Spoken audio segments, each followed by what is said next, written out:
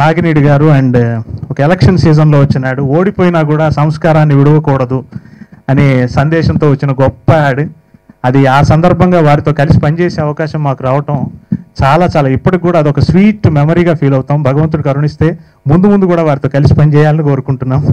ఈ cinema hero Parveen Raj. ఈ పిల్లాడిని నేను చిన్నప్పుడు ఎత్తుకుని తిరిగాను. మా గురువు గారు అబ్బాయి శ్రీ మాణిక్యవేల్ గారు, ట్రిపుల్-ఎక్స్ డిటర్జెంట్ పౌడర్ అధినేత శ్రీ మాణిక్యవేల్ గారు అబ్బాయి. ఒక పెద్ద కంపెనీకి ఎండి అయ్యే అవకాశం ఉండి కూడా, అండ్ అదంతా తర్వాత ముందు నేను హీరో అవ్వాలి. సో బేసిక్గా నాకు ట్రిపుల్-ఎక్స్ సంస్కారవంతమైన సూప్ అనేది నాకు చాలా గుర్తుండిపోయిన మాట. అందుకనే అలా ట్రిపుల్-ఎక్స్ అని నేను చెప్పాను, సంస్కారవంతమైన సూప్ యాడ్ అయ్యా అన్నాను. ఎందుకంటే బేసిక్గా ట్రిపుల్-ఎక్స్ అంటే చాలామందికి చాలా వేరే రకమైనటువంటి ఒపీనియన్ ఉంది. దాన్ని ఒక్క మాటతోనే తీసేయడానికి సంస్కారవంతమైన సూప్ అని పెట్టడం అనే ఐడియానే నాకు బేసిక్గా నచ్చింది, ఆ ట్యాగ్ లైనే. అందుకని ఇంట్రెస్టింగ్ అనిపించి నేను కలిసి మాట్లాడిన వెంటనే నాకు నచ్చిన విషయం ఏంటంటే వాళ్ళ యాడే కాదు, వాళ్ళకి కూడా చాలా సంస్కారం ఉంది.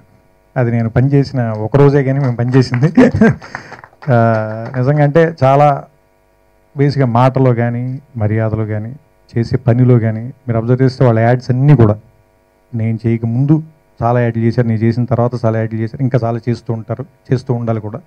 సో వాటన్నిటిలోనూ కూడా వాళ్ళ సంస్కారం కనిపిస్తుంది. బేసిక్గా ఏంటంటే కామెడీ చేసేటప్పుడు, వైలెన్స్ తీసేటప్పుడు ఎక్కడో చోట గీత జారిపోతాం అందరం కూడా.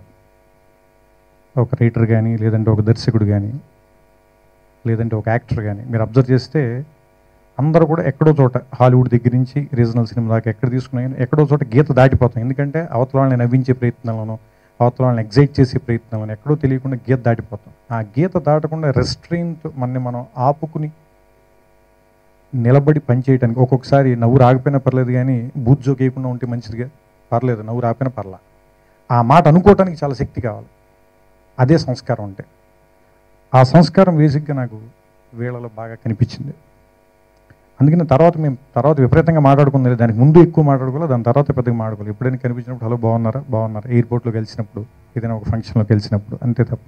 కానీ అప్పుడు ఎలా ఉన్నారో ఆ తర్వాత ఎప్పుడు అలాగే ఉన్నారు. బహుశా ఒకవేళ నేను అనుకుంటాను ఎవరిదైనా నటన అయితే ఒక సందర్భం లేదా 2 సందర్భాలు, మ్యాక్సిమం 3 సందర్భాల తర్వాత ఎవరు ఎక్కువ నటించలేరు. వాళ్ళు ఒరిజినాలిటీ బయటకు వచ్చేస్తుంది.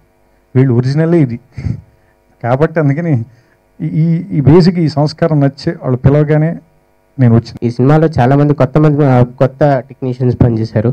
ప్రతి ఒక్కరికి మంచి పేరు రావాలని కోరుకుంటున్నాను.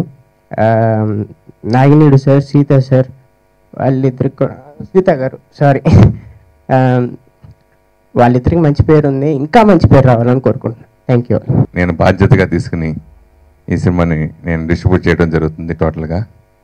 సో త్రివిక్రమ గారు వచ్చారంటేనే మీరు అర్థం చేసుకోవచ్చు, ఇంకా ఈ సినిమాకి ఒక స్టాంప్ పడిపోయింది గ్యారంటీగా. నిజంగా చెప్తున్నాను, చాలా అద్భుతమైన సినిమా. నేను చెప్పిన ఎన్నో సినిమాలు నేను ప్రేమిస్తే కానీ, జర్నీ కానీ, నేను సినిమాలు చేశాను కానీ, సో వాటికి మించి ఈ సినిమా ఉంటుందని కంఠాబద్ధంగా చెప్పగలను. సో చాలా చాలా అద్భుతంగా ఉండి, చాలా డిఫరెంట్గా ఉండే సినిమా, న్యాచురాలిటీకి దగ్గరగా ఉండి, కొత్తదాన్ని కోరుకునే ప్రతి ప్రేక్షకుడికి నచ్చే అద్భుతమైన పాయింట్తో తీసిన గొప్ప సినిమా అది.